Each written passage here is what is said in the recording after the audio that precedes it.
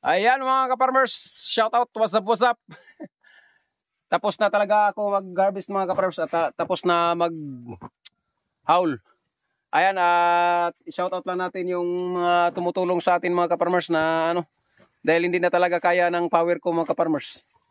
Talagang, basta hindi na kaya. Ayan o, thank you so much. Andyan din si mama ko at yung mga tiyahin ko. Si Mnang Merly, si Dong Camilo, si Dong Edgar, shout out.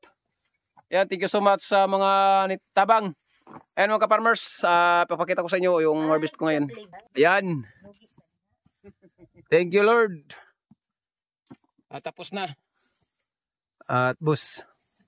Tapos gupuha ni mo dari boss.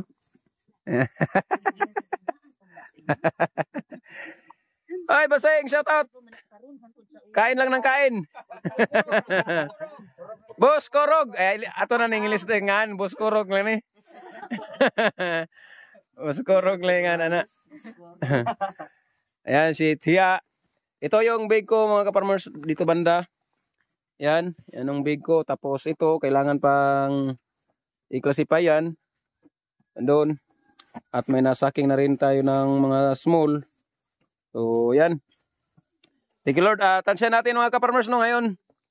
Kahit na hindi pa natapos mag-classify or mag-impake, ay record breaker na naman to mga ka-farmers. Dahil alam ko kung ano sa tagal ng pag-harvest or sa dami ng bilang dito sa bawat ganito mga ka-farmers.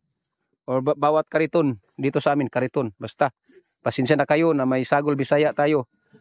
Mahirap Englishin kapag hindi tayo marunong magtagalog dahil hirap na nga tayo itagalog, i-Englishin mo pa. So, kailangan mong Bisayain na lang. Ayan, thank you Lord. At shout out sa lahat ng tumulong. Thank you so much. Thank you Lord.